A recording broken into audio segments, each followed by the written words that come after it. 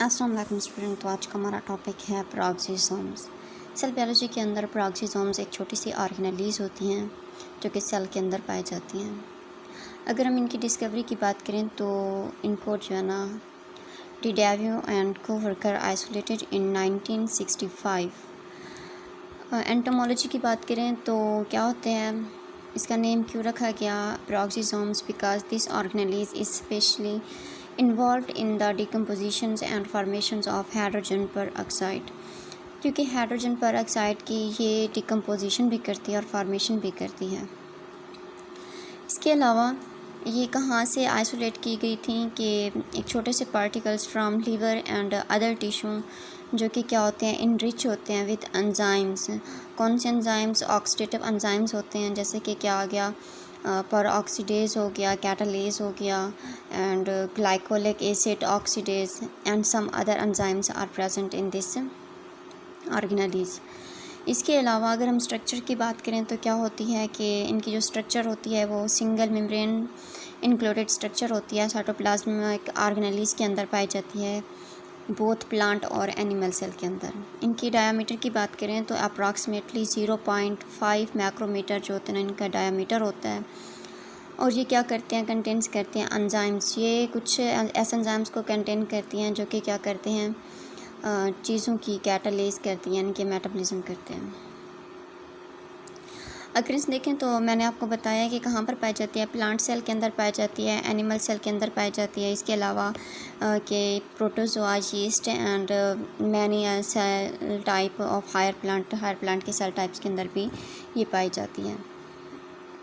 इसके अलावा अगर हम इनके फंक्शंस की बात करें तो इनके फंक्शंस क्या होते हैं कि ये क्या करता है, प्रोक्सिसोम्स was applied because this organelles is specialized involved in the formation and decomposition of hydrogen peroxide in the cell। इसके अलावा ये क्या करती है, कैटालेज करती है, जैसे कि लॉन्ग चेन फैटी एसिड्स हो गया, ब्रांच चेन फैटी एसिड्स हो गया, ये क्या करती है, इनकी कैटालेज करती है। तो नेक्स्ट हमारे पास ग्लाइकोऑक्सीसोम्स होते हैं।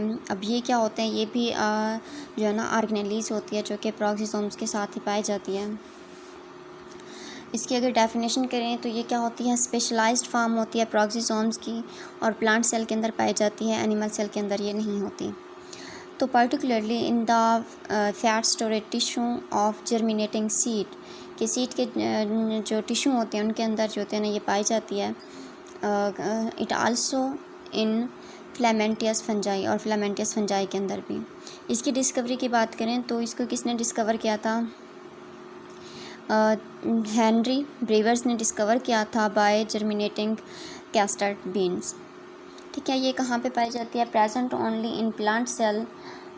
In plant cell, gloxisomes is mostly found in fat storage tissue like castor seed, groundnut seed and some other seed, और कंटेन करती है large amount of fatty acids को।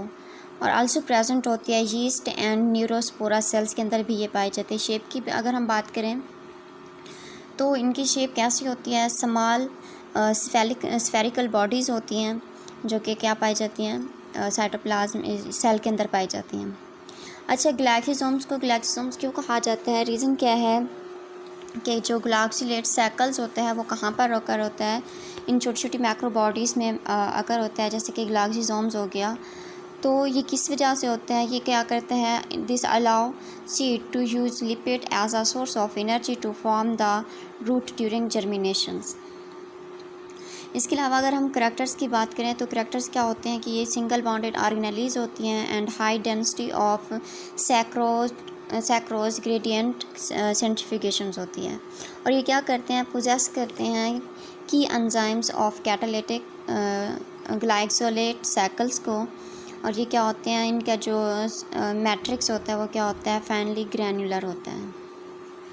इसके अलावा इनका जो ये ग्लाइकोसोम्स होती हैं found in contact with lipid bodies, in lipid bodies होती हैं इनकी जो कहाँ पर होती हैं, कॉटिलिडन्स एंड एंडोस्पर्म में होती हैं। और ये क्या करते हैं, जहाँ पर ये फैटी एसिड्स को जो है ना कन्वर्ट करते हैं कार्बोहाइड्रेट्स में, कब ड्यूरिंग जर्मिनेशन, जब सीड की जर्मिनेशन होती है तो ये फैटी एसिड्स को कार्बोहाइड्रेट्स में कन्वर्ट कर सकते हैं।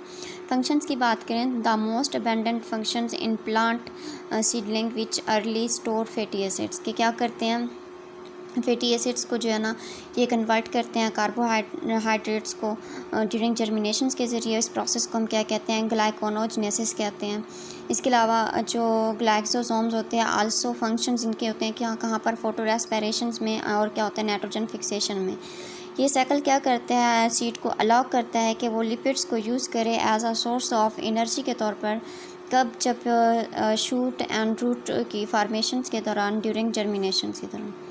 ठीक है, इसके अलावा ये क्या करता है, एनर्जी प्रोटेक्शंस करता है और क्या करता है, डेवलपमेंट करता है। तो आज का हमारा टॉपिक है यहीं पे ख़त्म होता है। इंशाल्लाह कल हम देखेंगे नेक्स्ट टॉपिक। अल्लाह हाफ़िज़।